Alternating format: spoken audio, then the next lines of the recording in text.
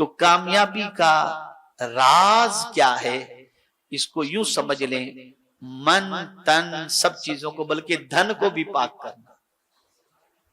زکات کہتے ہیں نا، یہ زکات کیا ہے؟ مال کو پاک کرتا ہے۔ زکات کیا ہے؟ زکات کے معنی بھی پاک کرنا ہے، وہ مال کو پاک کرتا ہے، اسی لیے زکات کہا جاتا ہے۔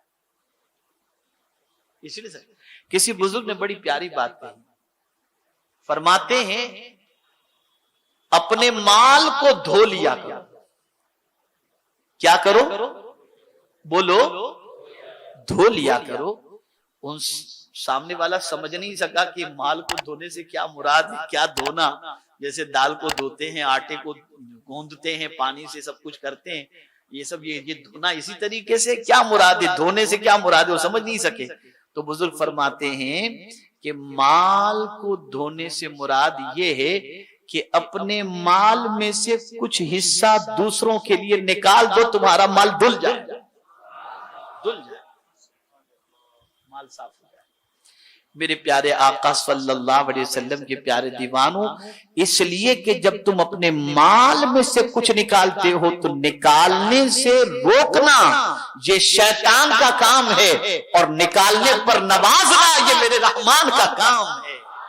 تم نکالتے ہو، شیطان روک رہا ہے، شیطان کی نہ سن کر اگر تم نے نکال دیا تو میرا پروردگار تمہیں 1 کا 10 گنا زیادہ عطا فرمائے گا۔ وقت زیادہ ہو گیا، لیکن یہ نکالنے کی بات آئی تو ایک واقعہ یاد آ گیا، عرض کر دوں۔ ایک مرتبہ درود شریف پڑھ لیں۔ اللہم صلی علی سیدنا و مولانا محمد معدن الجود والکرم وآلہ الکرام وابنہ الکریم وبارک وسلم صلاة و سلاما علیکہ یا سیدی یا رسول اللہ صلی اللہ تعالی علیہ وسلم۔ غالباً حضرت موسیٰ علیہ السلام یا حضرت عیسیٰ علیہ السلام کے دور پاک کی بات ہے۔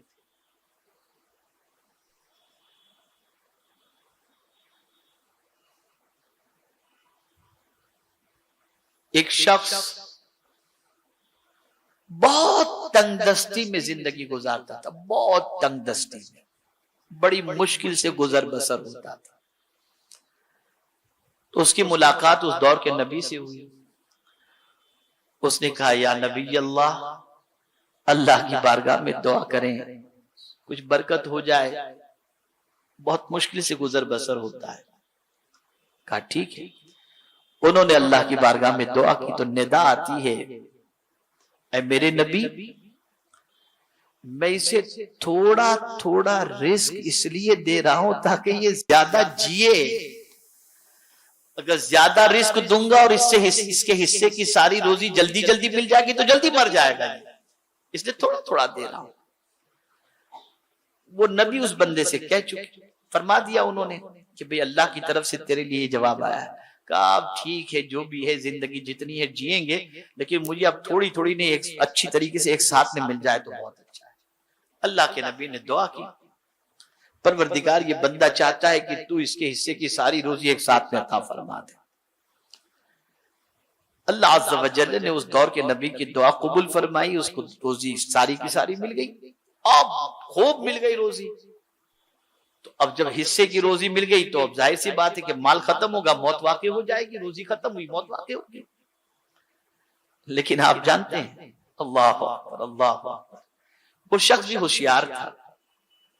جب بہت سارا مال زندگی بھر کی کمائی اس کو مل گئی ایک ساتھ میں، تو اس نے شہر میں اعلان کر دیا جتنے بھوکے ہوں میرے یہاں آج سے لنگر جاری ہو جائے گا، آ کر کے کھانا کھا لیا کرو۔ اب روز اس کے یہاں لنگر جاری ہو گیا۔ اب اس دور کے نبی ایک ہفتے کے بعد اس کے گھر کے قریب سے گزرے تو دیکھا اس کے ہاں لوگ کھا رہے ہیں اور لنگر جاری ہے اور سب گلہ وغیرہ پڑا ہوا ہے۔ تو آپ نے سوچا کہ چلو ٹھیک ہے، ایک آدھ ہفتہ اور چلے گا، پھر اس کے بعد گلہ بھی ختم اور یہ بھی ختم۔ اب 15-20 روز کے بعد وہاں سے گزرے تو دیکھا گلہ ویسا ہی ویسا بھرا پڑا ہے اور اس کا لنگر جاری ہی جاری ہے۔ تو انہیں حیرت ہوئی، اللہ کی بارگاہ میں دعا کی انہوں نے، مولا ماجرا کیا ہے؟ نہ گلہ ختم ہو رہا ہے، نہ وہ بندہ ختم ہو رہا ہے، آخر ماجرا کیا ہے؟ کہا میرے نبی، یہ میرا قانون ہے کہ رزق جس کا ختم ہو جاتا ہے، جس کے حصے کی جتنی روزی ہے وہ روزی ختم ہو جاتی ہے، اس کی میعاد مکمل ہو جاتی ہے، اس کو موت واقع ہو جاتی ہے۔ اب تم جو دیکھ رہے ہو کہ غلہ ختم نہیں ہوتا، یہ بھی ختم نہیں ہوتا، تو میرا دوسرا قانون بھی ہے، اور وہ قانون یہ ہے کہ من جاء بالحسنۃ فلہ عشر امثالھا، جو میری راہ میں ایک دیتا ہے میں اسے 10 دیتا ہوں۔ تو یہ میری راہ میں لٹا رہا ہے، اس میں ختم کیسے کروں؟ وہ ایک دے رہا ہے، میں 10 دے رہا ہوں، کہاں سے ختم ہوگا؟ یہ بھی تو میرا وعدہ ہے، یہ بھی تو میرا وعدہ ہے۔ اس طرح سے مال دینے سے، اللہ کی راہ میں دینے سے کم نہیں ہوتا، اس کو ذہن میں رکھیں۔ بساط بھر دیں، حیثیت بھر دیں، لیکن اس بات کو ذہن کے اندر رکھیں، اللہ کی راہ میں خرچ کرنے سے مال کم نہیں ہوتا۔ بس یہ یاد رکھیں، دل کو بھی پاک کرو، نگاہ کو بھی پاک کرو، دماغ کو بھی پاک کرو، زبان کو بھی پاک کرو، کپڑوں کو بھی پاک رکھو، جہاں رہو وہاں پاکیزگی اختیار کرو، انشاءاللہ العظیم پروردگار کامیابی عطا فرمائے گا۔